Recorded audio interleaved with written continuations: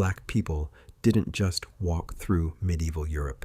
We wore the armor and swore the oaths. We weren't just in the castles. We guarded the thrones. You've been fed this dry, dusty fairy tale. Europe in the Middle Ages. Pale faces, pale nights, pale stories. As if the whole continent was allergic to melanin. That's not history. That's editing. Because when steel clashed and banners rose, when kings were trembling and kingdoms were breaking, there were black hands gripping European swords, black riders in chainmail, black commanders on war horses staring down enemies who never expected to see them leading the charge. But you got the Disney version. They erased the Black Knights, then told you we were just slaves. They buried the evidence under centuries of silence and called it Western civilization. Let me talk to you plain. How you gonna tell me Rome stretched into Africa, Islam stretched into Europe, trade routes ran from the Sahara straight into European courts, but somehow not a single black warrior ever crossed that line? Stop it. There were black knights in the courts of Europe, black generals in Christian armies, black warriors in crusader mail, black men with titles, land, and armor so bright it blinded the lies that came after. They've been hiding in the margins of old paintings, misnamed in chronicles, coded as Moor, Saracen, Ethiopian, anything but what they were. Knights, lords, commanders, men of rank and respect in a world they now pretend we never touched. You've seen the myths. Now it's time for the receipts.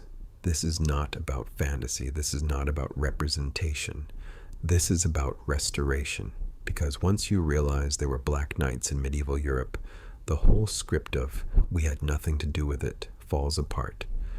The lie that our story is only chains and plantations starts to crack, and suddenly your reflection shows up in the armor they swore was never yours.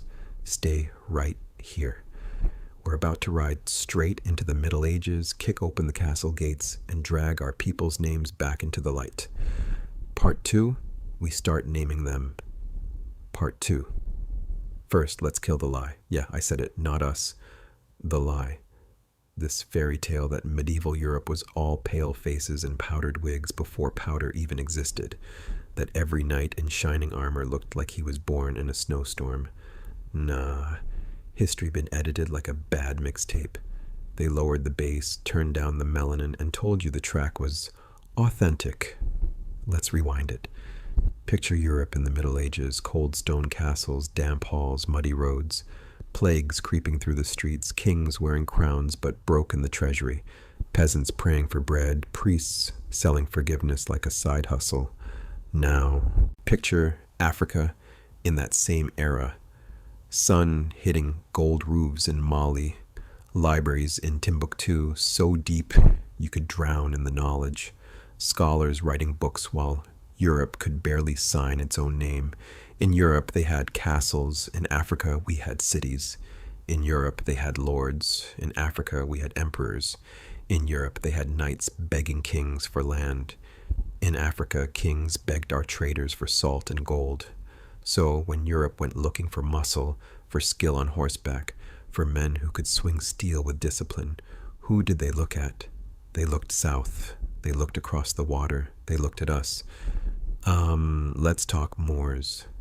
Not the watered-down version. Not the dark foreigners footnote your history teacher mumbled through. I'm talking black Moors, North Africa, West Africa, skin kissed by the sun, armor glinting under Spanish skies. They didn't just walk into Europe. They rode in, hooves pounding, banners flying, science, math, architecture in their saddlebags. While Europe was tossing waste in the streets, the Moors were building aqueducts, lighting up cities, teaching them how to bathe more than once a season. In Spain, Al-Andalus, you had black generals, black scholars, black commanders holding castles on land that wasn't even calling itself Spain yet. They weren't side characters, they were the plot. But this part, they really buried. Some of those Moors, they weren't just rulers. They were knights, sworn, trained, respected, black steel in white kingdoms. when Europe needed warriors for its holy wars, crusades, reconquista, all those God told us to do it campaigns. Black men were on the front lines, sometimes as enemies, sometimes as allies, sometimes as the secret weapon nobody wanted to admit was black. You had African cavalry so deadly, European kings hired them, then hired painters to bleach them on the canvas later. You ever seen those old paintings with the mysterious dark knight in the corner? The Saracen with the lance? That ain't fantasy. That's a receipt. Let's draw the contrast clean. In Africa, a warrior could be a scholar. Sword in one hand, manuscript in the other. You could protect a city at sunrise and debate philosophy at sunset. In Europe, a knight was usually a land thug with a title. Fight, drink, tax the peasants, call it honor. In Africa, we were mapping the stars, measuring the earth, counting years with more precision than the calendars that would later claim to discover us. In Europe, they were arguing if bathing was sinful. So when African men rode into Europe in armor, they weren't just bringing muscle, they were bringing a standard, a different idea of what power could look like, and that scared folks. So centuries later, when it came time to paint the past, they airbrushed the blackout. They turned knights into blonde legends and our people into shadows. But here's the thing about shadows. They only exist when there's light. We are that light. This series, we're not here to imagine black knights. We're here to remember them. Call them by name, drag them out the margins, and put them back at the center of the frame. Europe tried to claim the Middle Ages like it was their private movie, but Africa funded half the production, trained half the cast, and wrote scenes they cut from the final edit.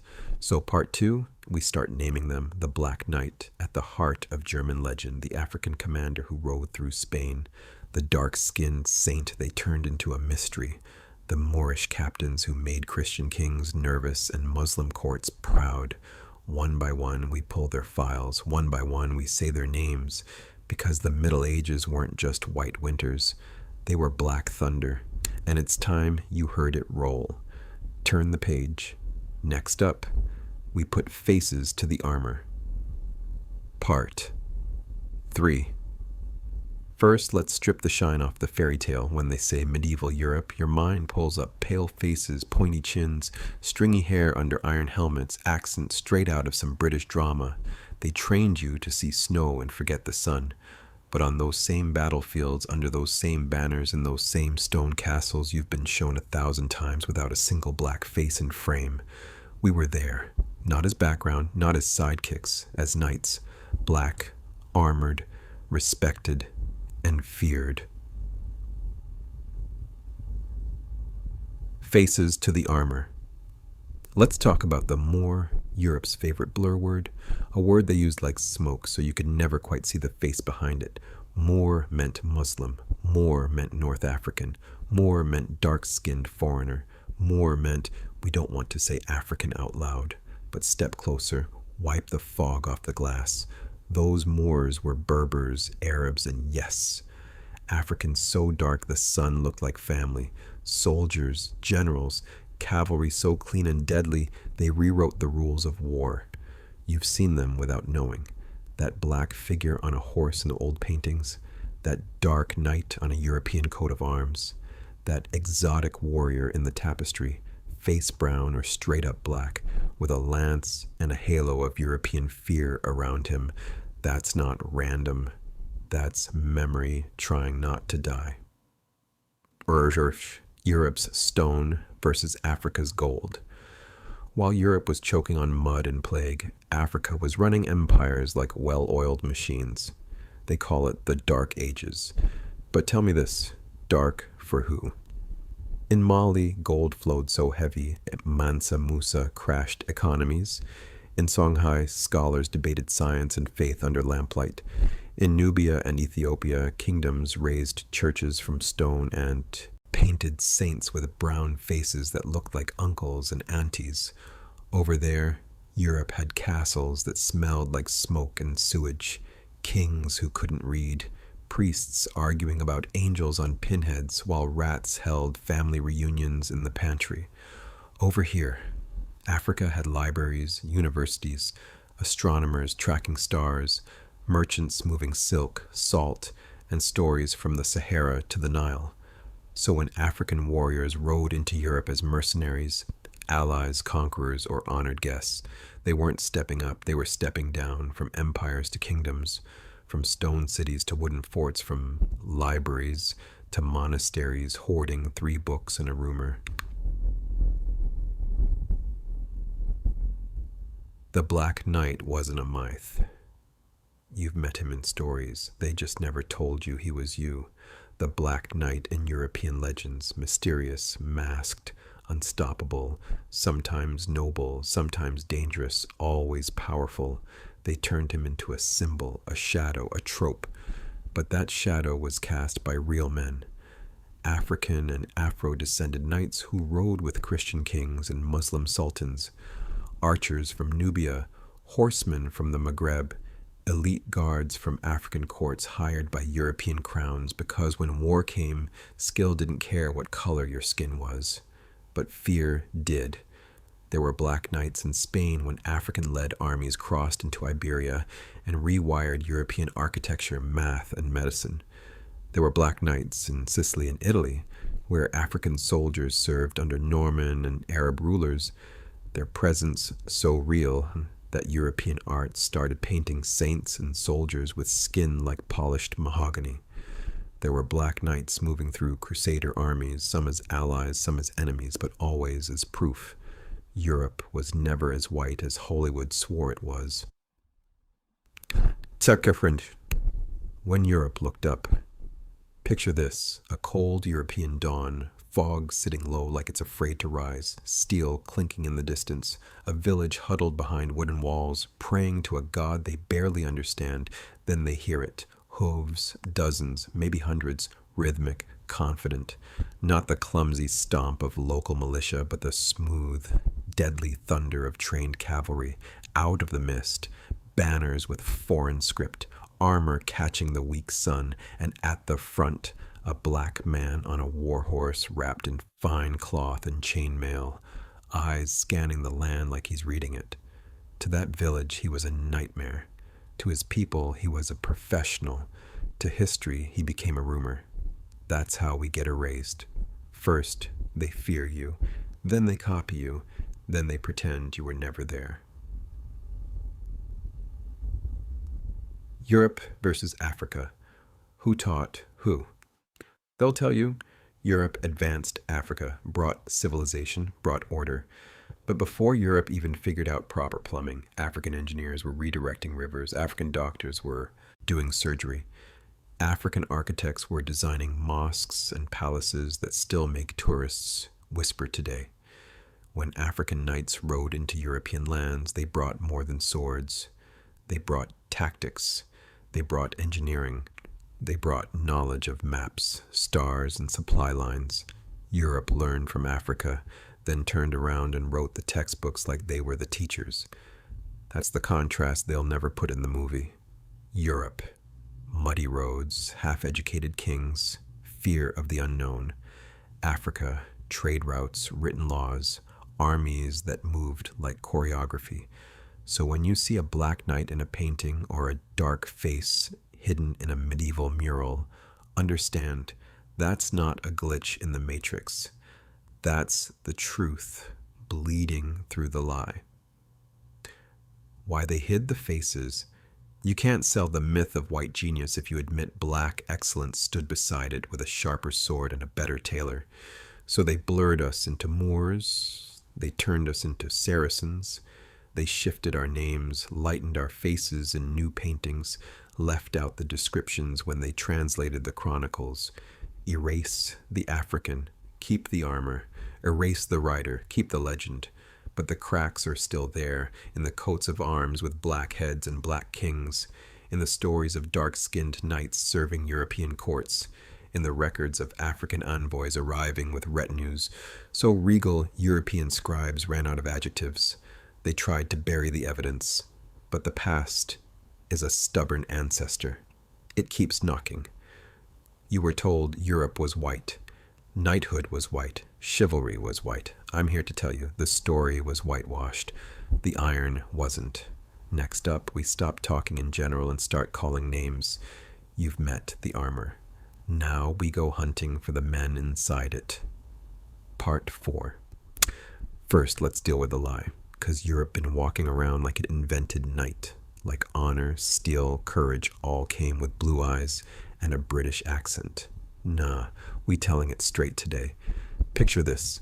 The year is dusty with centuries, castles breathing fog, church bells arguing with the wind, and on some cold European field where the mud got more bodies than crops, you see a banner snap in the air, lion, cross, or some royal animal that never paid taxes. And under that banner you see him, not pale, not rosy-cheeked, not out some perfume commercial, dark, a black man in full plate, helmet under his arm, wool cloak on his shoulders, chainmail kissing his neck. Yeah, a black knight in Europe, on their soil, in their history, in the chapters they forgot to print. Let's call a few names since they love facts so much. They talk about the Moors like they were just tourists in Spain. Nah, those were North African kings, generals, scholars, rolling into Europe with libraries, science, and swagger. You got black commanders in Al-Andalus, black soldiers in the courts of Castile, African faces in Italian city-states, black saints painted on church walls before somebody got nervous and started bleaching halos and skin tones. They don't tell you that Saracen in their old books wasn't just enemy. Half the time it meant those dark ones from the south who keep beating us at war and math. Europe likes to pretend Africa only showed up in chains, but before the auction blocks, you had African captains riding through their lands strapped in steel. While Europe was still arguing about bathing, Timbuktu had universities. While their kings were eating with dirty hands, Mansa Musa was walking into their world so rich he broke economies. So when African men showed up in their armies, in their courts, in their churches, it wasn't charity. It was talent. It was skill. It was presence. Let's talk contrast for a second. In Europe, a knight had to beg some lord for land, swear to a king who barely knew his name, ride for a church that told him God looked nothing like him. In Africa, warriors weren't just steel and horses. They were bloodlines, clans, titles that meant something. You had cavalry in Kanem-Bornu, shield walls in Congo, regiments in Ethiopia, praying in Gez before marching out. Europe wrote poems about chivalry. Africa lived codes of honor so old, they didn't need a French word on top. Now here's the part that stings. When a black man put on armor in Europe, he wasn't a fantasy. He was a problem. Because once you see a black knight, you can't keep selling the lie that Africa only knew chains and chaos. You can't keep pretending black means servant when history painted black men with lances, not leashes. So they did what they always do when the truth don't fit the script. They blurred it. They buried names. They lost records. They scraped paint off church walls. They turned black saints into tanned Europeans. They made Moor sound like monster, made African sound like outsider, and when that wasn't enough, they just stopped talking about it. Silence is a weapon too. It erases without blood on the floor. But history got a stubborn memory. You still see black riders in faded frescoes in Italy. You still see dark-skinned kings standing at the manger in old German churches. You still see African faces in coats of arms, on coins in the margins of manuscripts, where monks drew what they saw, not what the future wanted. You see Saint Maurice, black soldier of the Roman army, patron of knights and empires, painted in full armor, sword in hand, skin dark as truth. They won't say his name loud, because once they do, the whole story starts to crack. Understand this. The Black Knight in Europe was not an accident. He was a continuation. From Nubian archers holding the Nile, to Ethiopian horsemen riding highlands, to Sahel warriors cutting across the desert, the idea of the African in armor is older than Europe's memory of itself. So when you see that brother standing in a European hall, mail coif on, gauntlets strapped, crest on his chest, that's not diversity. That's overflow. That's Africa's war tradition walking into their story and refusing to sit in the back. They told you knights were white, kings were white, saints were white, history was white. And you believed it because the pictures were edited and the teachers were scared to lose their own reflection. But we're here now. We calling names. We dragging shadows into the sun. We peeling Europe's fingers off the narrative it tried to lock in the vault. You've met the armor. You've met the lie.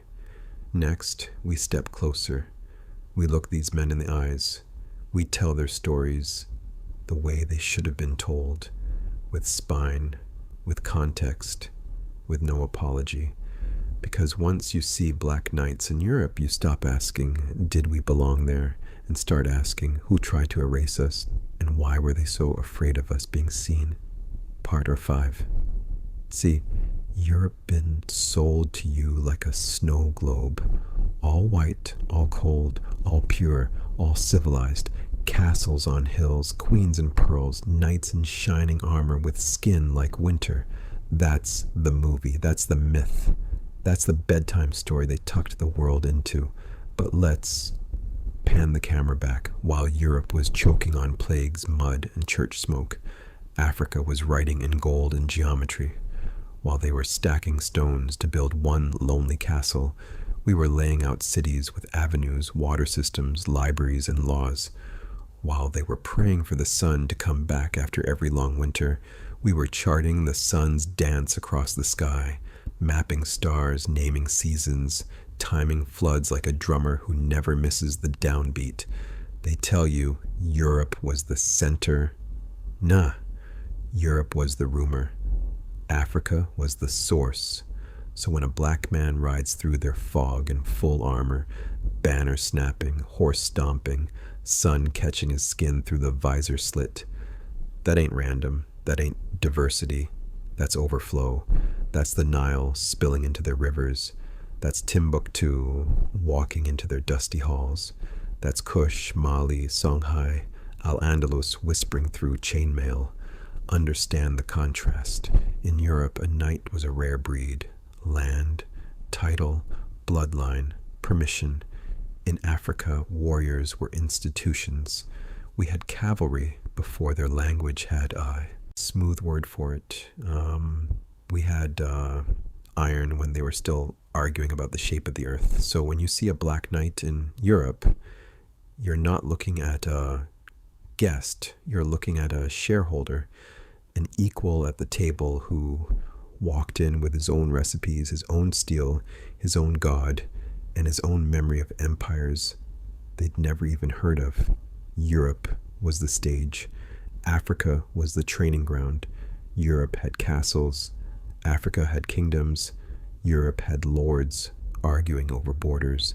Africa had trade routes stretching from the Sahara dust to the Indian Ocean waves. Europe had myths about dragons and saints. Africa had lineages of generals, scholars, astronomers, healers, people who could ride, fight, pray, and read the sky like a sacred script. So when a black knight shows up in their tapestry, in their coat of arms, in their stained glass, that's not a glitch. That's evidence. That's Africa leaving fingerprints on Europe's pure history. And that's why they had to bury it, because once you admit black men wore their armor, commanded their troops, married into their houses, stood at their courts, you have to admit Africa wasn't some background continent waiting to be discovered. You have to admit we weren't just slaves in waiting. We were diplomats in transit, generals on tour, merchants en route. You have to admit that the same people they later chained once rode through Europe on horseback with banners, titles, and respect. And that truth burns their whole script down. Because if we were knights there, What does that say about the way they talk about us here? If we stood armored in their cold, what does that say about the fire we carried from home? Africa versus Europe? Nah, it's not a competition. It's a correction. Europe was trying to survive itself. Africa was busy building worlds. So when you see that black knight in the corner of a painting, half shadowed, no name on the plaque, remember, that's not a side character, that's a portal back to a time when our presence in Europe was normal, respected, documented, until somebody decided the story needed bleaching. And once you see that, you stop asking, did we belong in Europe?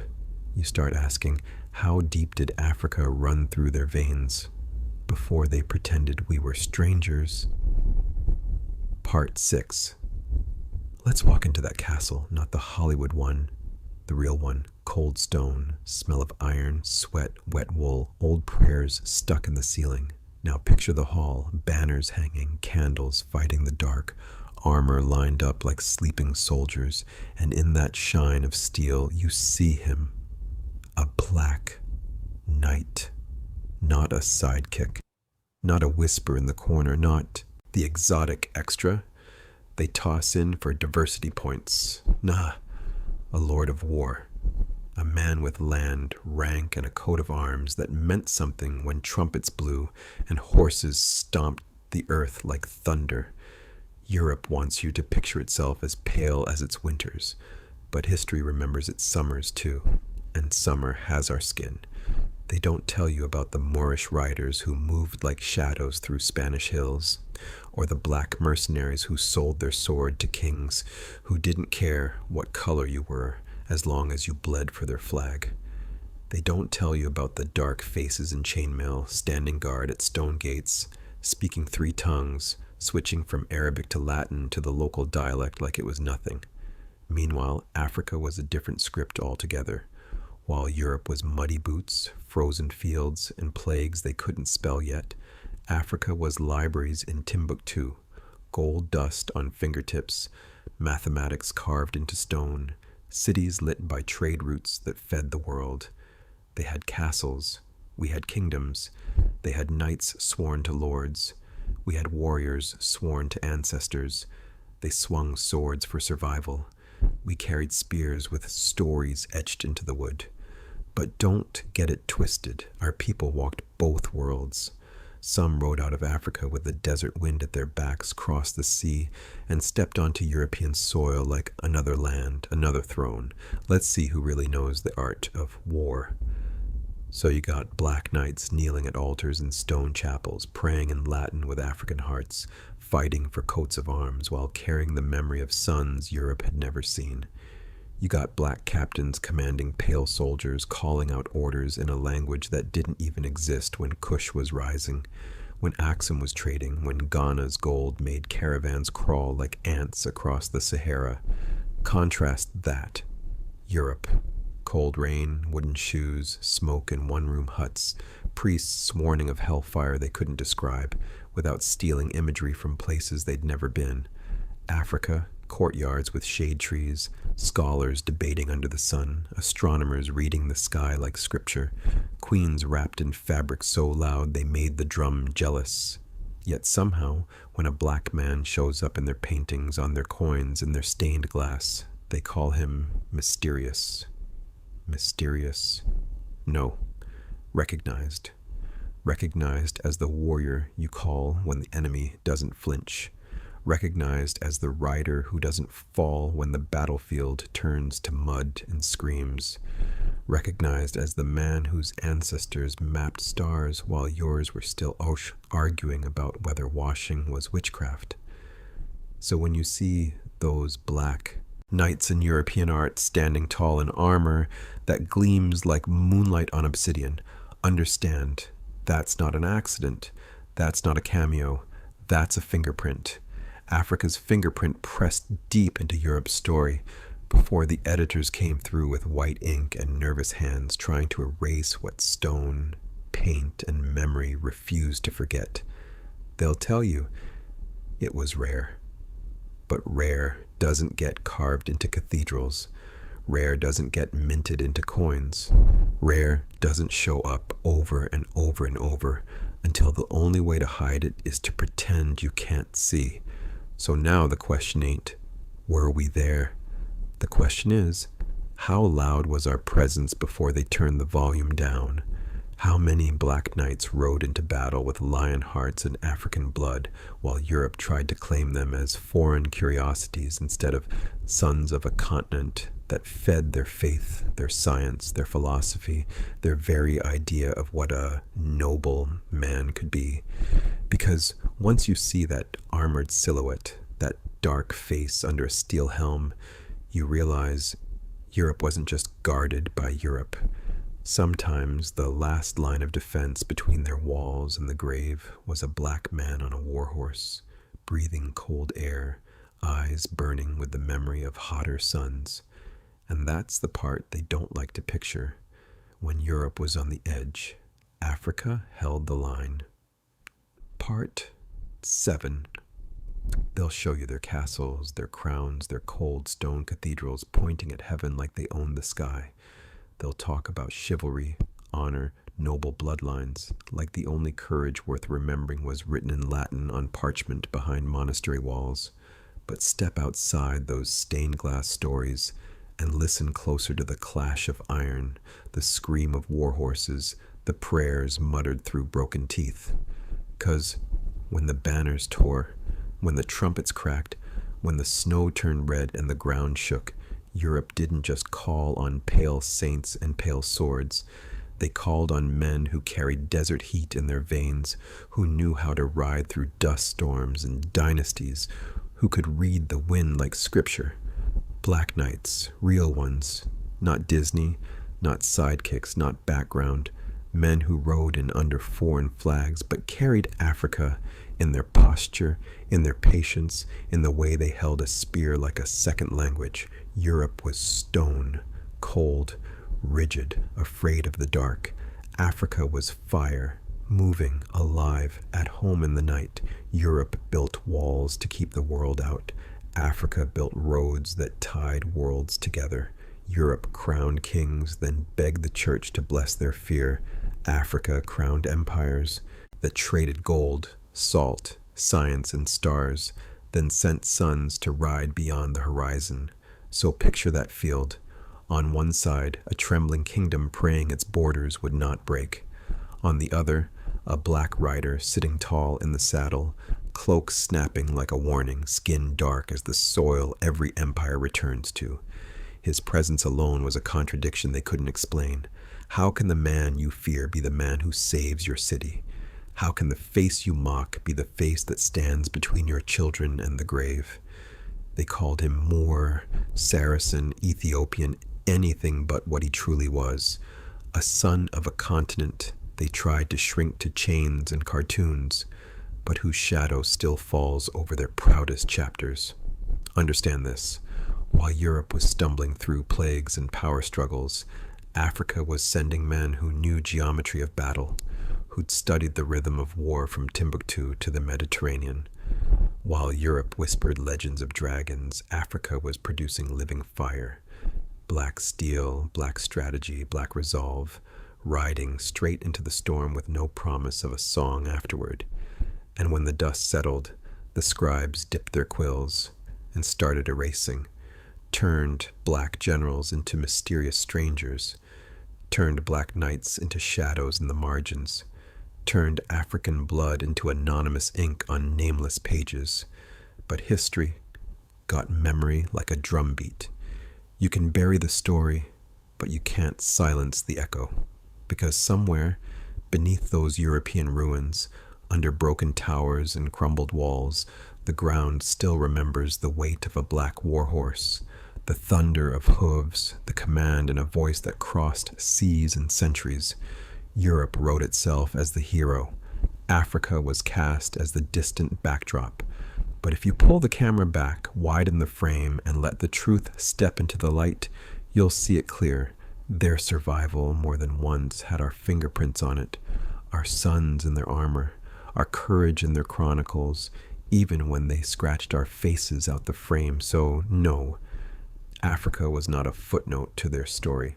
Africa was the reason some chapters didn't end in smoke and silence. And the day you accept that, the whole map shifts, the whole myth cracks, and those stone castles don't look so invincible anymore. Part 8. Picture this. Europe, the so-called center of the world, was limping. Plagues in the streets, mud on their boots, cold in their bones, and fear in their prayers. They had kings who couldn't read, priests who couldn't wash, and knights who thought bathing was a rumor. But they had armor, so they thought they had honor. Now spin that globe south. Africa. Libraries so tall they scrape the questions out your soul. Cities mapped in gold and geometry. Doctors stitching bodies while Europe was still trying to figure out what disease even was. They had marble dreams and mud realities. We had sunlit universities and moonlit markets. They wore rust. We wore silk. They swung steel. We moved in science. So when Europe started choking on its own chaos, guess who they called when they needed real muscle with real mind and real discipline? Enter the Black Knights, not bedtime stories, not Netflix fantasies, men of flesh and legend, Moors, Nubians, Ethiopians, sons of empires that made the desert read books and the savannah speak numbers. They rode into Europe like walking contradictions, dark skin and shining metal, African tongues speaking European oaths, sun-kissed faces under gray northern skies, and everywhere they went, the myth got nervous. Because how you gonna preach white purity when the sharpest sword in your kingdom is held by a black hand? How you gonna brag about noble blood when the bravest warrior on your battlefield prays in a language you once called savage? See, Europe had castles. Africa had civilizations. Europe had knights. Africa had warrior scholars, men who could quote scripture, calculate the stars, and still ride into combat with the calm of a surgeon and the faith of a monk. So when those black knights stepped onto European soil, they didn't just bring muscle, they brought memory of cities where law meant something, memory of courts where women spoke and ruled, memory of trade routes that fed half the known world. They weren't just there to swing swords, they were there to hold standards, and Europe knew it. That's why the painters started getting nervous with their brushes. That's why the scribes got shaky with their pens. You'll see them sometimes in the background of old paintings. A dark face behind a pale king, a black rider on the edge of the frame, a shadow they tried to blur into the scenery. Because if you center him, if you say his name, if you admit that the man in armor saving your kingdom ain't from your snow-soaked bloodline, then the whole fairy tale starts coughing up truth. Europe told its children, we stood alone against the darkness. But the darkness they feared wasn't always the enemy. Sometimes the darkness was the cavalry. Sometimes the darkness was the shield between their cities and the grave.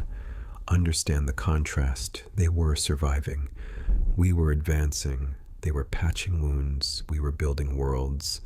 They were praying for a miracle. We were the miracle on horseback. The Black Knights didn't just ride through their wars. They rode through their stories, left hoofprints in their legends, and fingerprints on their bloodlines. But when the dust settled, when the crowns felt safe, when the enemies were buried and the borders were quiet, the same Europe that needed black steel and black strategy suddenly developed amnesia.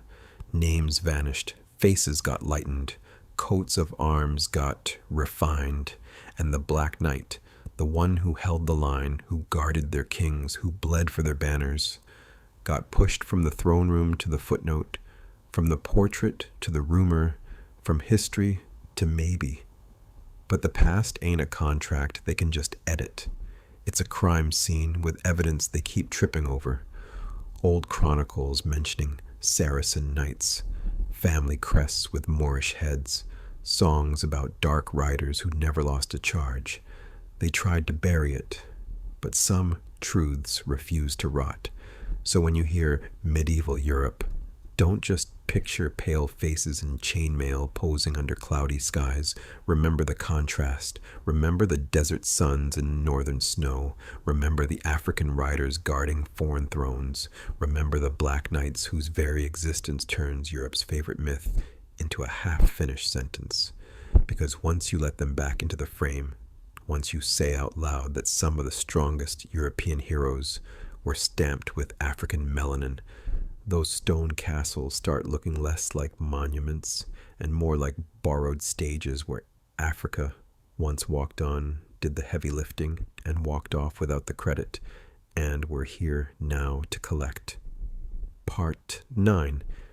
See, Europe loves to talk like it was born in armor, like it woke up one morning already wearing steel and glory. But strip the fairy dust, wipe off the museum glass, and you'll see fingerprints they don't want to claim. Picture it. Fog over a cold French field, trumpets crying in the gray, banners flapping like tired prayers, and riding through that mist, not just pale ghosts in shiny helmets. Nah, you had black knights cutting through that chill like a sunrise that refused to ask permission. Helmets off, brown faces, dark beards, hair curled tight like home. You think Europe built all that muscle on boiled potatoes alone? Africa was in the bloodstream, in the cavalry, in the code of honor they now call chivalry, like they cooked it from scratch. Let's talk contrast.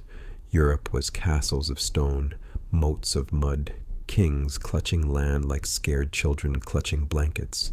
Africa was libraries that made Europe's shelves look like starter packs, cities with streets so clean they reflected starlight, gold so common it walked the markets like it paid rent there. Europe was crusades marching under crosses while erasing whole worlds in the name of a god they barely understood. Africa was empires where science, spirit, and sword shared the same table, where scholars and soldiers both bowed to wisdom before they bowed to any throne. But history class acts like Europe was the teacher and Africa was the dropout. Tell that to the Moorish riders whose horsemanship made European knights look like kids on training wheels. Tell that to the black captains who held the line in battles you only hear half the story about, where they mention the victory but not the melanin that delivered it. They'll show you a tapestry with a faceless knight in the corner, shaded just a little darker, no name on the scroll, no story in the caption. That's how they do it. They keep the armor, erase the ancestor. Europe gets the legend. Africa gets the edit. But the truth rides different. Because when a black knight stepped onto that battlefield, it wasn't just Europe fighting. It was Kush and Kemet, Ghana and Mali, Songhai and Moors, every buried dynasty swinging through that blade. You call it a joust. We call it memory in motion. You call it a tournament. We call it a lost chapter trying to shout through a stitched up mouth. And here's the part that keeps them up at night. Once you admit there were black knights in Europe's story, you gotta admit Africa wasn't just the place they stole from. Africa was the co-author, the ghostwriter, the uncredited lead in a film they swear was all theirs. Europe was the stage. Africa was the presence. Europe had the script. Africa brought the soul. And when the curtain fell, they kept the applause, left us in the shadows, and pretended we were never there. But echoes don't stay quiet forever, and armor remembers the weight of the body that wore it. We're just here to tap the metal, wake the ghosts, and say, "Step forward, Black Knight." They tried to bury your name under stone and snow, but Africa remembers, and when Africa remembers, history has to answer. Part 10. Europe loves to tell you it was the only one wearing armor in the dark, as if Africa was just beating drums in the bush while castles rose from white stone. Nah, let's clear the smoke. While Europe was still learning to bathe regular, Timbuktu had libraries that looked like oceans made of pages. While knights were swearing oaths in cold stone chapels, African generals were drawing war lines with gold dust on the floor. They painted Europe as the land of chivalry, honor, shining steel, and pale men on pale horses riding through the mist. But if you listen close, you'll hear hooves they don't mention. You'll see faces they never painted. Black. Knights. Real ones. Some wearing crosses, some wearing crescents, some just wearing that unbothered African face under a foreign helmet. See? Europe was a storm, but Africa was the thunder behind it. Europe had castles of stone. Africa had cities of sun-dried brick and mines so sharp they cut through centuries. Europe had a few kings fighting over snow and salt. Africa had empires where gold walked the streets like it paid rent. So when a black man showed up in Europe on a war horse, draped in iron and leather, they called him Moor, like that word could shrink him. But that wasn't a name, that was a blur, a lazy label for everything they didn't understand and couldn't erase. Moor meant, you don't belong in this painting, but we can't deny you were here. Moor meant, we see your skin, but can't afford to tell your story. Moor meant, you broke through the snow like a memory of the sun. Understand this. Europe wrote itself as the main character, the only knight at the table.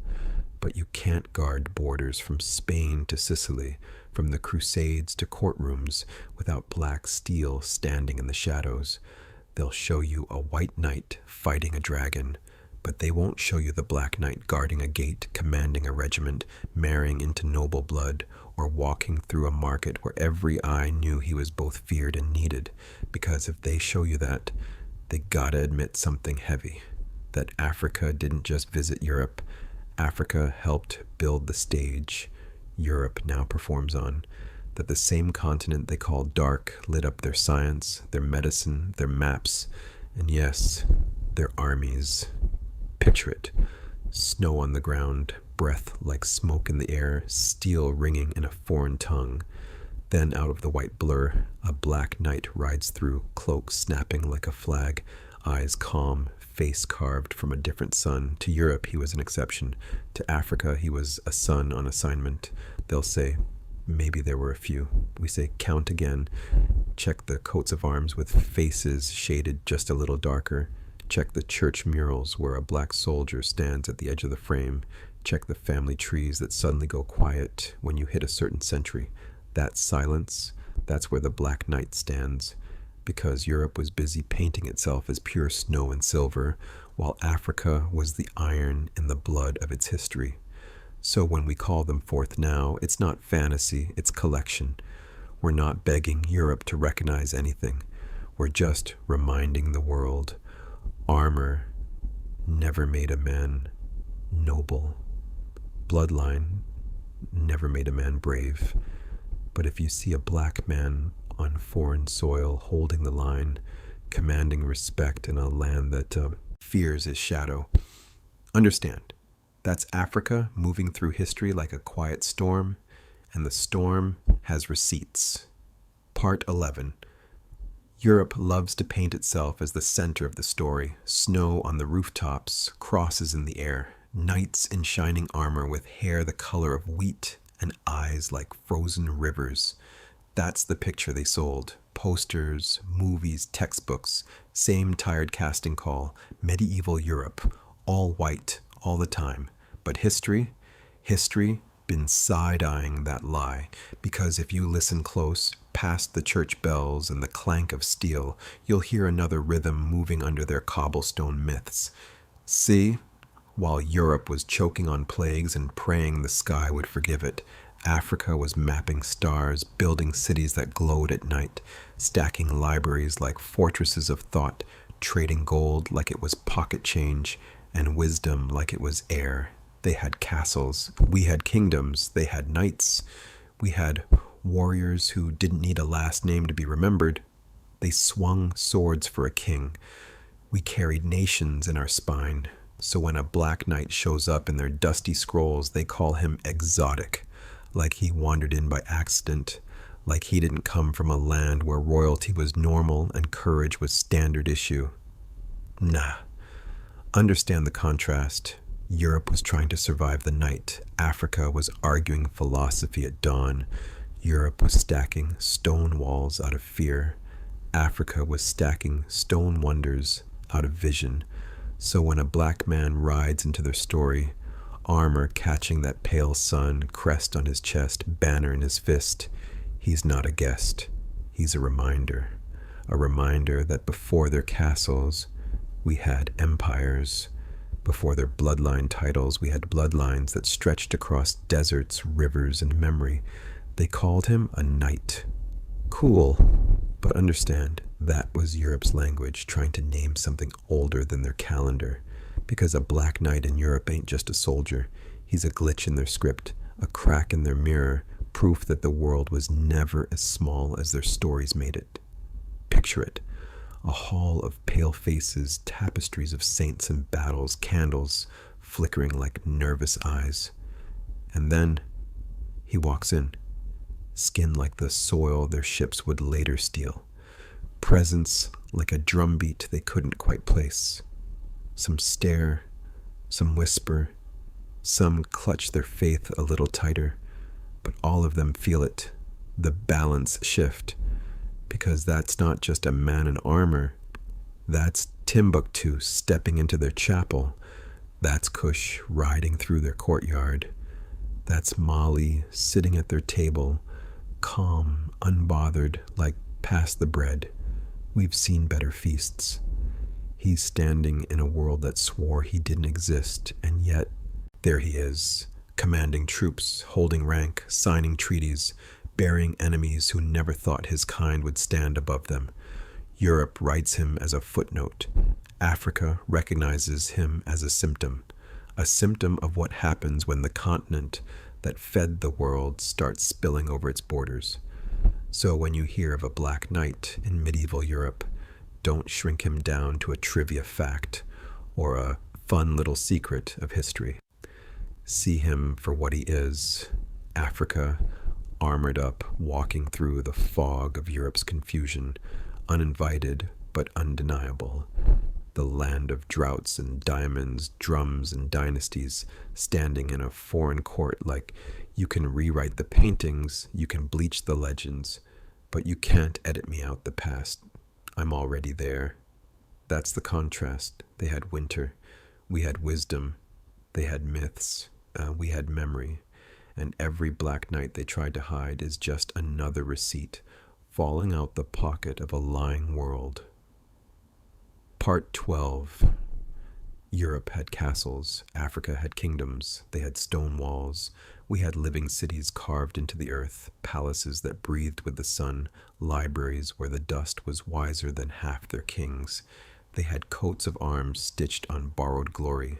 We had lineages etched in bone, sung in blood, carried in names that still taste like thunder when you say them right. They had knights swearing oaths to men who barely bathed.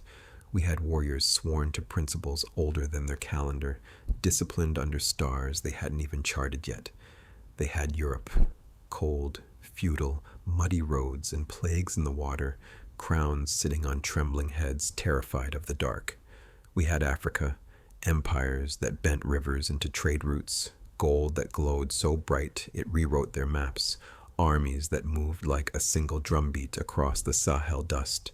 They called our nights Moors, like a blur, like a rumor, like a shadow that snuck into their stories when the candle burned low. But those weren't shadows. Those were black men on horseback, steel on their hips, sun in their skin, posting up in their ballads and battlefields like, yeah, we're here too, right around that. They painted saints with halos and pale faces, then slipped up and brushed in wool hair, full lips, wide noses, dark skin glowing under gold leaf like a memory that refused to die. They carved black knights in their cathedrals, tucked us in corners high up in stone where only the curious eyes and the honest hearts would notice. They tried to bury the story under whitewash and revision, but stone don't lie. Pigment don't forget. Old songs don't change their lyrics just because new liars got the mic. Europe gave the world fairy tales, dragons, damsels, pale heroes in shining armor. Africa gave the world receipts. Tariq ibn Ziyad crossing into Spain, black generals holding the line, black archers shifting the tide. Black nobles signing treaties their scribes tried to bleach on the page. They had fantasy. We had fact. They had once upon a time. We had ask your archives. They had bards paid to flatter kings. We had griots who would rather starve than twist a lineage. So when they tell you Europe was all white and shining in the dark, understand this. The dark they feared was not the night. It was our reflection in their armor, our presence in their legends, our blood in their family trees. They weren't just erasing faces, they were erasing evidence, because a black knight standing tall in their history means their whole civilized savior story starts to crack, means the "we discovered you" lie falls apart in their own museums, means the student becomes the teacher right there in their dusty glass cases. Europe was busy inventing monsters at the edge of their maps. Africa was busy making maps they'd later claim as their own. They were scared of the unknown. We were the unknown, until they realized the unknown knew more than them. So remember this. When you see a black knight in their art, that's not an accident. That's not a maybe. That's a fingerprint, a confession, a glitch in the matrix of their made-up world. Because every time their brush slipped and told the truth, every time their chisel caught our profile in the stone, every time a chronicler whispered about a dark-skinned lord with land, with title, with armor that cost more than a village, the lie got weaker, and our memory got louder. They had myths. We had memory. They had Europe on a pedestal. We had Africa on the horizon, rising like a sun they swore didn't exist, while it warmed everything they touched. And those black knights, they were not guests in Europe's story. They were reminders that Europe was never the whole world, just one chapter in a book we started long before they could read. Part 13. Europe wrote its tales in gray stone fog and frostbite. Africa? We carved our stories in sunfire, gold dust, and drumbeat. They had castles damp with cold air and candle smoke. We had cities that glowed like constellations on the ground. Timbuktu, Great Zimbabwe, Benin, names they still mispronounce but could never erase. They brag about knights sworn to lords and fragile crowns.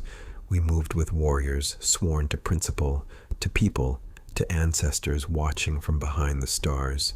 In Europe, a knight rode out for a king's approval, a lady's favor, a scrap of land. In Africa, a rider left the gates carrying whole trade routes in his shadow. Salt, gold, ivory, knowledge wrapped in cloth, libraries walking on 2 feet. They wore steel to hide their fear. We wore confidence like a second skin. Listen, when those black knights crossed into Europe, they didn't step up from nothing. They stepped down from empires, down from Mali's wealth that made kings in Europe look like village chiefs counting copper, down from Songhai's order that made their kingdoms look like backyard quarrels, down from Nubian and Ethiopian lines that measured time in centuries, not rains that broke every other winter.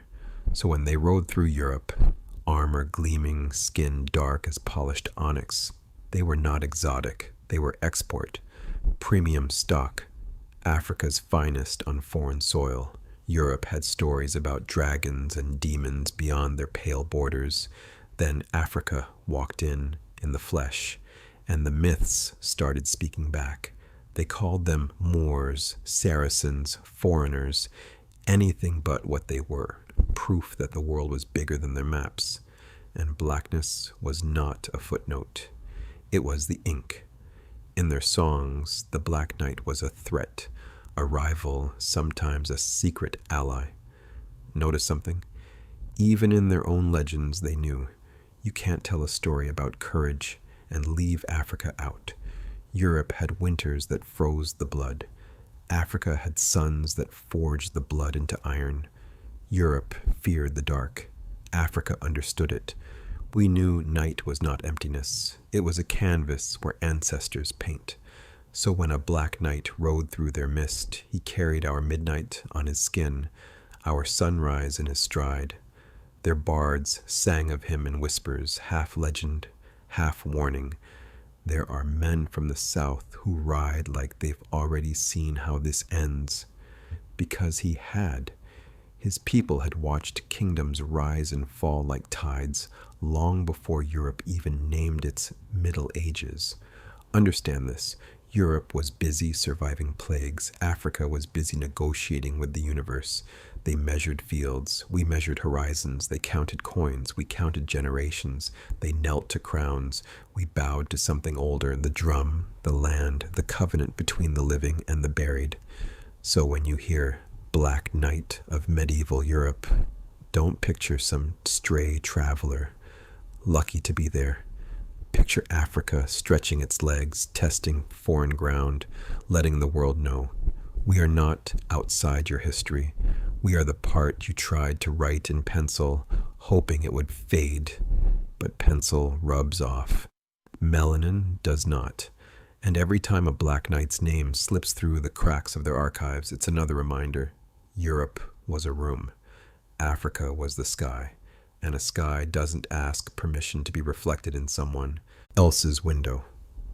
Part 14. But let's stay in that castle for a minute, since they love that image so much. Stone walls, cold halls, banners on the wind. They'll tell you Europe was the castle, civilized, enlightened, the center of the world. But step inside that stone box and look around. Torchlight, drafty rooms, mud streets outside, rats holding town meetings in the alleys. Now picture Africa in that same century. Gold weighed by the pound in Mali, scholars in Timbuktu, writing books while Europe was still arguing about how many angels could dance on the head of a pin. They had knights, we had kingdoms, they had armor, we had empires, they had a noble class, we had whole cities where knowledge was the nobility. So when a Black Knight rode into Europe, he wasn't a visitor from nowhere. He was a messenger from a continent already in motion. Understand the contrast. Europe was rehearsing power inside stone walls, testing steel in muddy fields, writing shaky rules for who counted as noble. Africa was exporting power without begging for a stamp of approval. Moving gold, salt, ivory, ideas like traffic on a royal highway. Europe, a room with a ceiling, arguing over who could sit closest to a flickering candle. Africa, a night sky full of suns, each kingdom its own constellation, burning with a light that didn't need anybody's permission. So, when they paint those medieval scenes and forget to color in the black faces, don't get confused. That's not history. That's insecurity with a paintbrush. Because a Black Knight in Europe wasn't an exception. He was evidence that their borders were suggestions, their whiteness a costume they stitched together later, once they realized how many black fingerprints were on their story. They want you to think Europe discovered Africa like a new flavor of bread. But the truth, Africa walked through Europe's front door in chainmail and silk, on horseback and on foot, with names they couldn't pronounce, and histories they couldn't erase, no matter how hard their scribes tried to write around us. Europe was a room trying to define the world from inside four walls. Africa was the world before the walls were even built. So when a Black Knight's shadow fell across their stone floors, it wasn't just a man on a horse. It was the horizon itself stepping into their little room, reminding them, you can close your doors, you can lock your gates, but you cannot cage the sky that made your morning possible. 15. Tirterhosk. Europe was still learning how to bathe regular, arguing about forks, calling dirt a perfume of the poor, stacking stone on stone to prove to each other they existed. Meanwhile, Timbuktu was humming like a brain on fire, libraries breathing in desert wind, ink running like a royal bloodline across pages they still pretend they never saw. They had castles, we had kingdoms, they had lords fighting over muddy fields. We had empires stretching like a yawn from Nile to Niger, gold dust in the air, mathematics in the marketplace, astronomy in the prayer call. They were naming plagues after years. We were naming children after stars. So when a Black Knight rode in, armor swallowing sunlight, crest stitched with stories older than their calendar, He wasn't some side character in a pale fairy tale. He was the rumor of Africa walking through their front door, a living contradiction to every lie they told themselves about who was chosen and who was chained. They saw dark skin and thought, stranger. But the steel in his hand was paid for with African gold. The cross on his chest was carved by hands that had already mapped the movement of the heavens. The language in his mouth was braided: Arabic, Latin, Wolof, Berber, a whole caravan of tongues riding behind his teeth. They called it Europe. He carried a continent in his shadow. While their bards sang of dragons and maidens in towers, our griots were reciting lineages back 10, 12 generations. No paper, no scroll, just memory sharper than any sword on that field. They were praying to be saved from their own winters. We were reading the wind, writing with rivers, building cities that glowed at night, without needing to burn witches for light. So when that black knight dismounted, boots kissing their stone like it was doing the floor a favor, the room shifted. Because deep down, even under all that chainmail pride, they felt it. This wasn't a visitor from the edge of their little map. This was the center they'd been taught to ignore, the source they'd been trained to forget, standing right in front of them with a visor down and history in his heartbeat. Europe saw a soldier. Africa knew a son. And every time his sword rang against theirs in that cold air, it was the sound of a bigger truth knocking on their stone skulls, whispering, "You are not the beginning. You are not the sun. You're just standing in the light of something older, darker, and far more beautiful than you were ever brave enough to name." Part 16. Because while Europe was still wiping mud from its boots, Africa was already signing its name in stone. Before they had a sir, we had a pharaoh. Before they had a manor, we had a kingdom.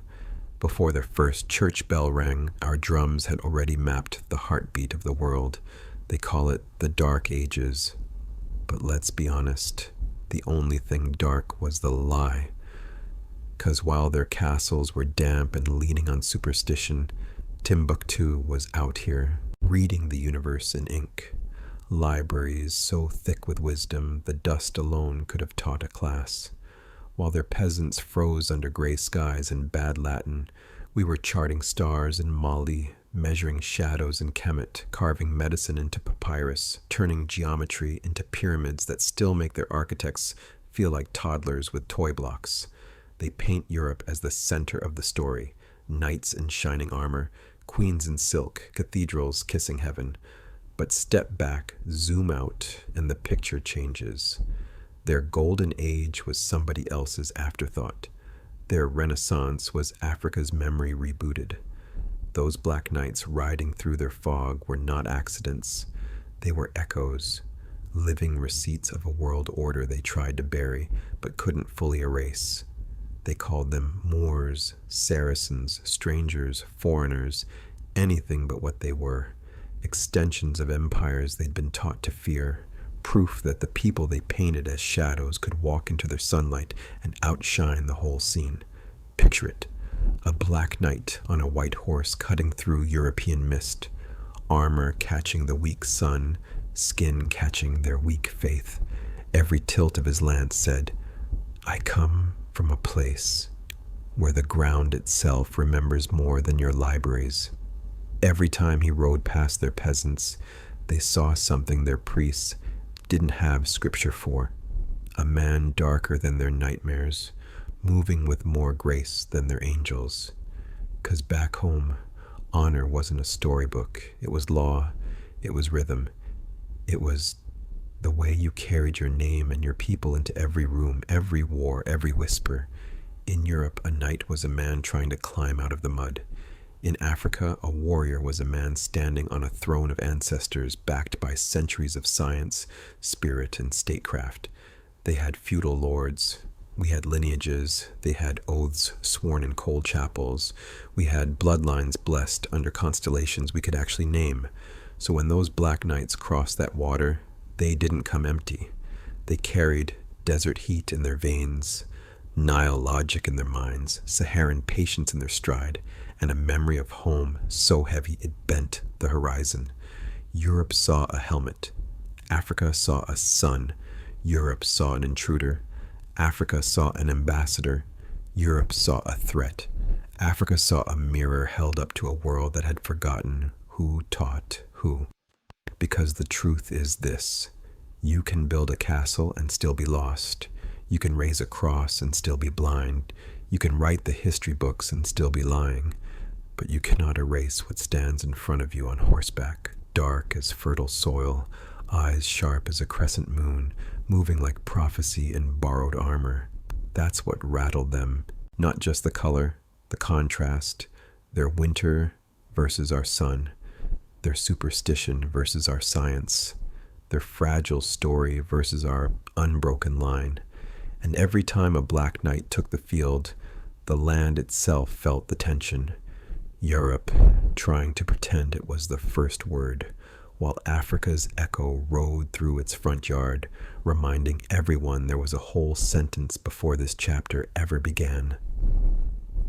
Part 17. Europe wrote the playbill, but Africa owned the stage. They called them exotic, strange, out of place, like black armor standing in a snowstorm was some kind of mistake, not a message. But look closer. Those crests on their shields, lions, suns, crescents, palms, and stars.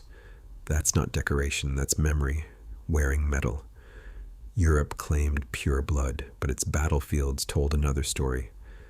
Black knights with Moorish names, Abyssinian features, Nubian posture, riding through their legends like a glitch in the matrix they couldn't debug.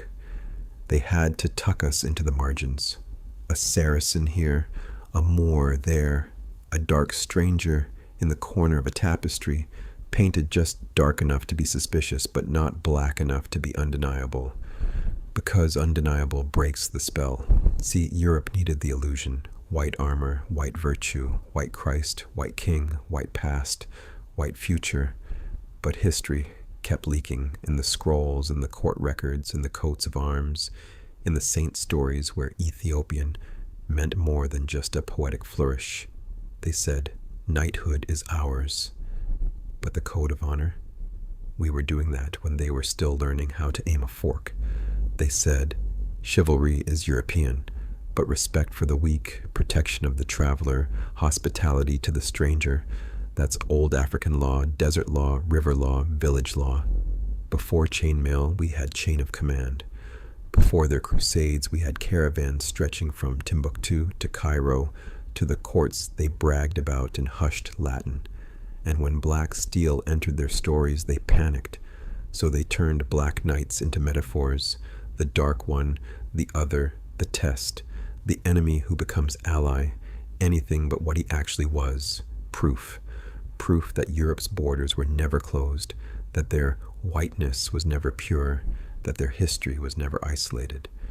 Proof that a black man could ride into their myths, sword in hand, crest on chest, and stand toe-to-toe with their so-called greatest sons, not as a servant, not as a background, but as a rival, a brother, a mirror they didn't want to look into. Because here's the part they never teach. While they were polishing their fantasy of themselves, Africa was busy doing the work. We were mapping stars while they mapped superstitions. We were building libraries while they built legends. We were writing medical texts while they wrote dragon tales, and when their plagues came, their famines came, their wars ate their own children, who did they send for? The same Moors, the same black doctors, the same strange scholars with accents and melanin they pretended didn't belong on their soil. Europe prayed to survive. Africa calculated the cure. Europe hid in stone castles. Africa opened stone universities. And yet, when the story gets retold, we get edited out, cropped from the frame, turned into rumor. But rumor doesn't wear armor. Rumor doesn't get knighted. Rumor doesn't leave a coat of arms hanging in a cold cathedral for 700 years. Those black knights were not accidents. They were echoes of an older order, a deeper script, where Africa was not a side character, but the opening scene. Europe tried to make us a plot twist, but we were always the premise. And every time a Black Knight's horse crushed European soil under iron hooves, it was a reminder. You can rewrite the text, paint over the face, change the name from Ahmed to Armand, from Yusuf to Joseph, from Malik to Miles, but the bone remembers. The blood remembers. The land remembers who rode across it. Europe had the scribes, Africa had the witnesses, and witnesses talk even when the books lie. Part 18. So now let's step out of the desert sun and walk into Europe's fog, because while they were painting saints with pale cheeks and scripting lies in Latin ink, there was something moving in their shadows they don't like to talk about. Black Knights, not sidekicks, not background extras, not servants holding the horse. I'm talking armor on, sword drawn, oath sworn, black men riding through Europe like walking contradictions to every lie you were taught in school. See, they told you Europe was white, knighthood was white, chivalry was white, civilization was white, but history got receipts, and receipts don't care about feelings. Let's start with the name they keep whispering wrong, the verb Moors. When Europe was choking on its own darkness, fumbling with superstition and dirty water, the Moors walked in from Africa like, move. Let's show you how light works. From Al-Andalus. In Spain to the courts of Sicily, African minds and African hands built libraries, lit streets, paved roads, healed bodies, charted stars, wrote music, designed cities. And some of those brothers weren't just scholars, they were steel and strategy. They were knights, not the Disney ones, the real ones, the kind that stand at the front line when the horn blows and the sky goes quiet. Picture this, Europe, 1100s, 1200s, castles on hills, flags in the wind, cold stone cathedrals trying to touch a god they barely understand, and riding through that mist beneath a helmet, behind a visor, a black face, not a tourist, not a slave, a knight, sworn to kings who feared him, respected him, needed him. They'll tell you about Saracens in their old stories like that word isn't a lazy basket where they threw every dark face they saw, but read between their lines. Look at their stained glass windows, look at their church carvings, look at their old banners and family crests, a dark-skinned saint with a sword, a black warrior on a horse, a crowned African head on a European shield. They call him Saint Maurice in Germany, patron of soldiers. But look at the art before they started bleaching him. Brown skin, woolly hair, African nose, armor shining like he just stepped off campaign. Ask yourself, why is the patron saint of European soldiers a black man in full military glory? Because Europe remembers what it tries to forget. They will say, oh, that's symbolic. Of what? You don't carve a whole black knight in cathedral stone by accident. You don't put him on money, banners, and seals if he's not real in your memory. See, Europe keeps its nightmares close and its inspirations closer. Africa was the proof. Black steel, black strategy, black command. While Europe was still arguing about bathing, Africa had generals who could read the stars, calculate supply lines, and outmaneuver armies across deserts, coasts, and forests. So when Africans rode into Europe, through conquest, through alliance, through marriage, through mercenary coin, they didn't come as wide-eyed students. They came as experts. You think those kings cared what color salvation came in when their borders were on fire? They saw results. They saw victory. They saw discipline. So they knighted black men, gave land, gave titles, gave them command over white soldiers in white lands under white crowns. They don't put that in your textbook because that image alone burns the whole racial fantasy to the ground. A black knight in Europe means whiteness is not the default, never was, just a story told so many times. They started believing it themselves. Meanwhile, Africa didn't need to fantasize. We had empires where kings rode with cavalry that shook the earth. We had cities where scholars and soldiers shared the same table. We had queens who commanded armies, not just waited in towers for rescue that never came. In Mali, in Songhai, in Congo, in Nubia, warriors weren't props. They were part of a whole system: trade, law, astronomy, medicine, art. A warrior knew his lineage, knew his people, knew his god. Europe was playing catch-up. They wrote ballads about chivalry while still trying to figure out basic hygiene. They romanticized knighthood because reality was rough, muddy, and confused. Africa didn't need romance. We had record, we had rhythm, we had order. So when black knights walked European soil, that was Africa's echo, Africa's fingerprint, a reminder that the world was never as small as the map in your classroom. But here's the trick. Over time, the storytellers got nervous. The darker the memory, the lighter the paint. They started whitening icons, softening noses, thinning lips, brightening skin. St. Maurice goes from deep brown to maybe he just tans in the summer. Black figures in manuscripts get edited out in new editions. Family crests with African heads get explained away as just symbolic. Symbolic of what? Your guilt? They buried the Black Knight because his very existence argues back. He stands there in armor and says, I fought for your kings. I held your borders. I learned your language. I mastered your code. And I did it while being everything you now say could never stand this high. That's why they had to erase him, because if a black man could be a knight in medieval Europe, then your whole civilization ladder collapses.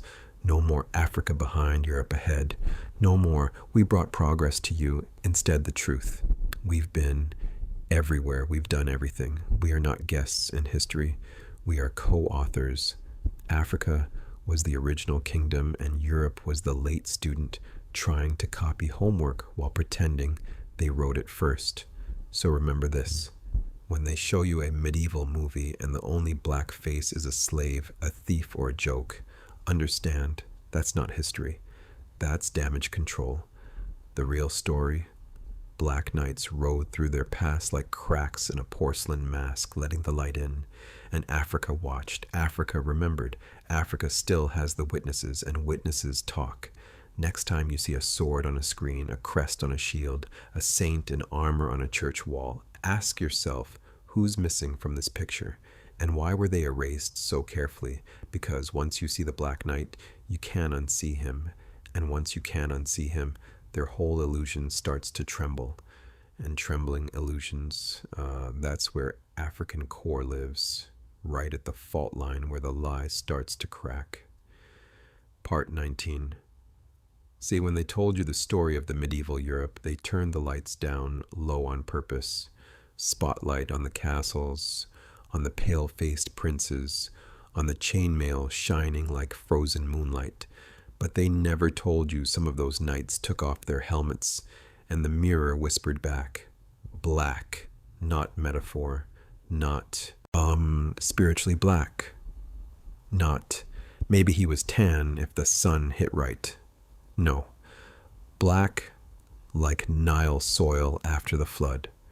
Black like a drum skin before the first strike. Black like your granddaddy's Sunday shoes. They called them black knights, sometimes for the armor, sometimes for the mystery, but often because Europe was trying not to say the quiet part out loud. Africa was in the room, on the horse, with the sword.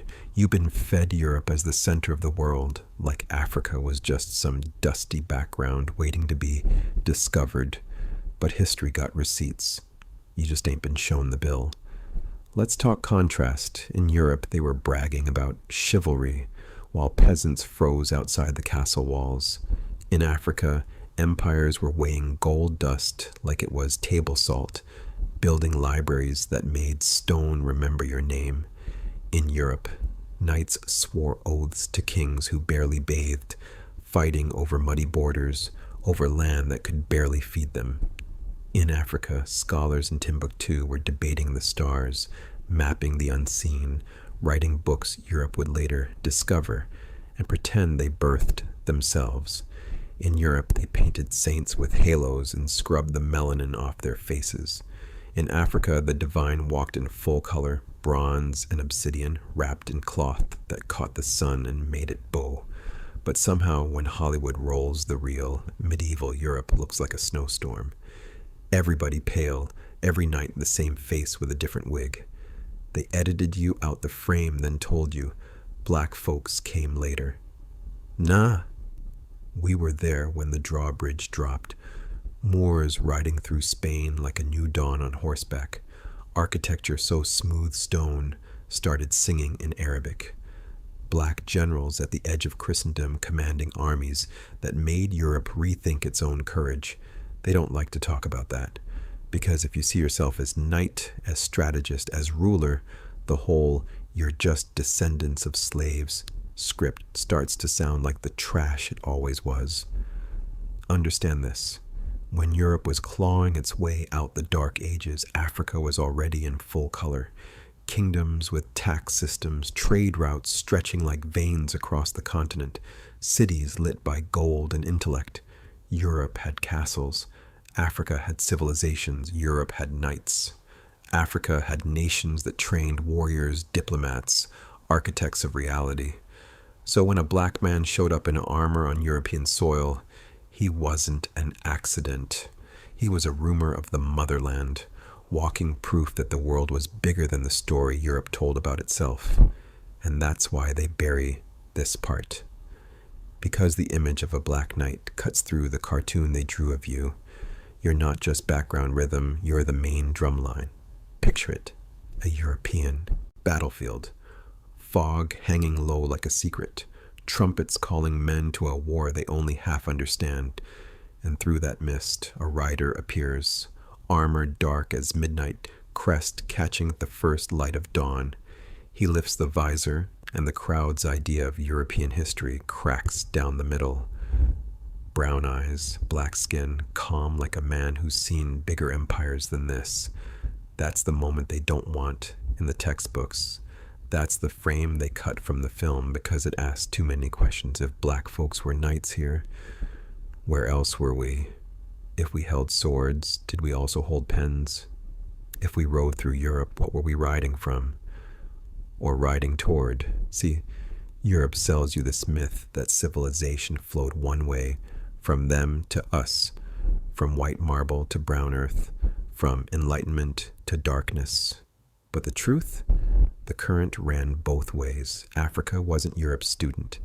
It was often the teacher. They just copied the homework and erased the name at the top. So remember this. Next time you see a movie set in the Middle Ages and the screen looks like a bowl of unseasoned porridge, know that's not history. That's editing.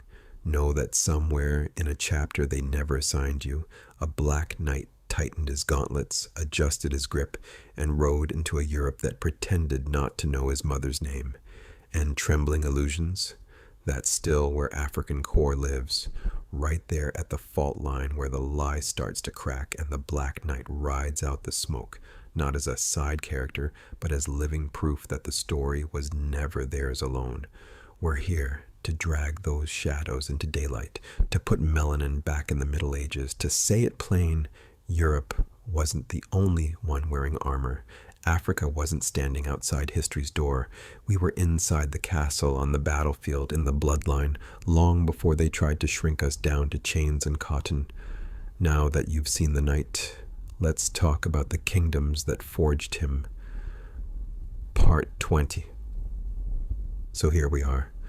We've walked through the smoke and steel, seen the Black Knight ride through their European fairy tales like a glitch in the matrix they tried to patch over with white paint and silence. We've watched them crop us out the frame, blur our faces, rename our bloodlines, turn our grandfathers into mysterious Moors and our grandmothers into exotic concubines instead of what they were, queens, strategists, landowners, mothers of dynasties. They told us Europe was a snow globe sealed white and pure until slavery brought us in. Lies. We were already in the courts, in the armories, in the royal chambers, on the family crests. We were already in the story before they started editing the script. But understand this. The knight is not the peak of the story. He's the echo, the shadow of something older, deeper, darker, grander, because a knight is just a branch. We are the tree.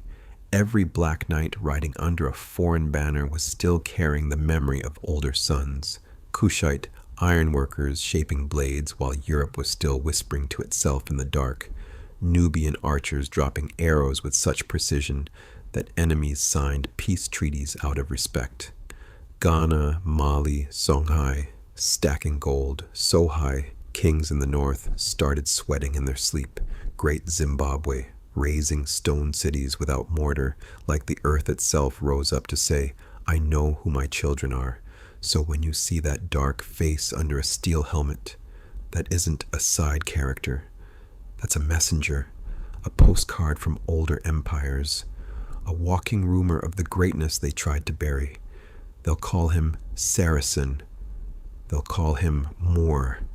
They'll call him foreigner, mercenary, stranger. But strip away the costume and what do you hear?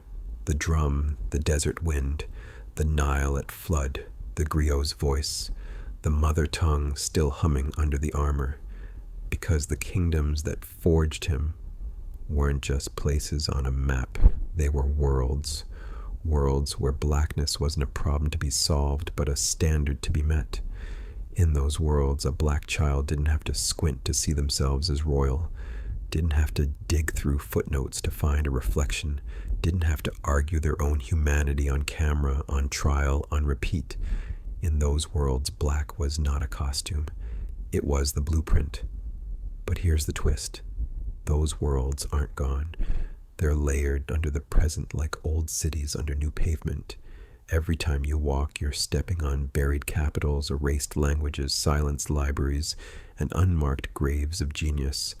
And that's why this history matters, not for nostalgia, not just to say we were kings, but to say we were complex, we were messy, we were brilliant, we were flawed, we were fully human before anybody wrote a law to argue. Otherwise, they buried our kingdoms in footnotes. They shrank our empires into side comments. They turned our knights into background extras in their own story. But the thing about the buried, the earth remembers, the bones remember, the blood remembers. You can paint over the mural, but the wall still knows what was there. So when a black child today sits in a classroom and only meets themselves as a slave, a servant, a statistic, a problem, something in their spirit knows they're being shortchanged.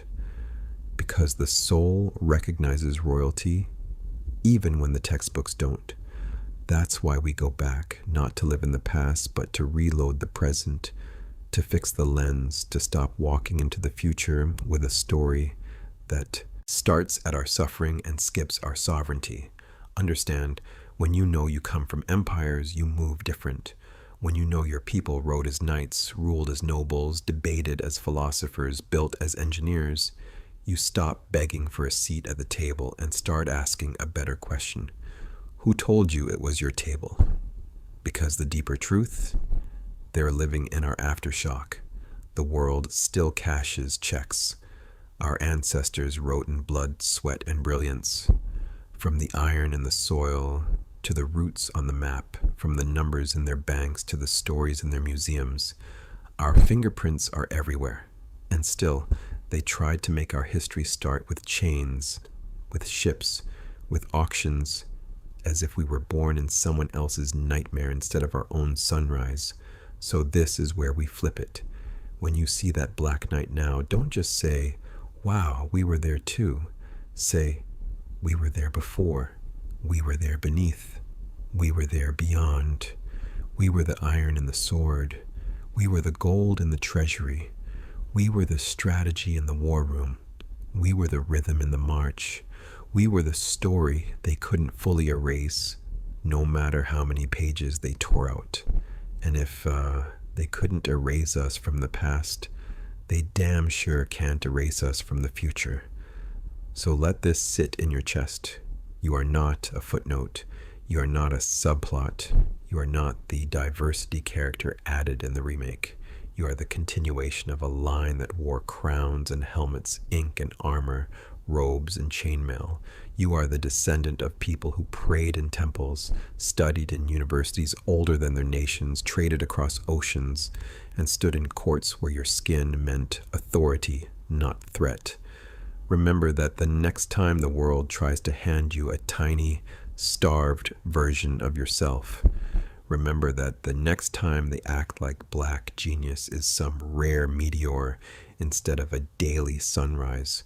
Remember that the next time they tell you European history is over there and African history is over here, as if we didn't braid the two together with ships, swords, treaties, and blood.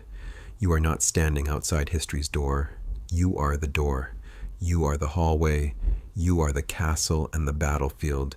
You are the kingdom and the knight. And this story we're telling, it's not about making them comfortable. It's about making you remember. Remember who you were before they named you.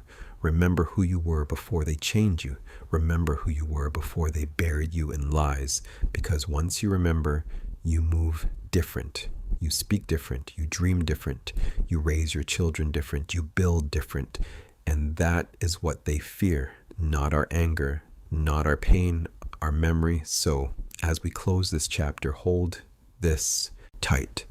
They tried to shrink us down to chains and cotton, tried to cut us out of castles and crowns, tried to lock us out of armor and legend.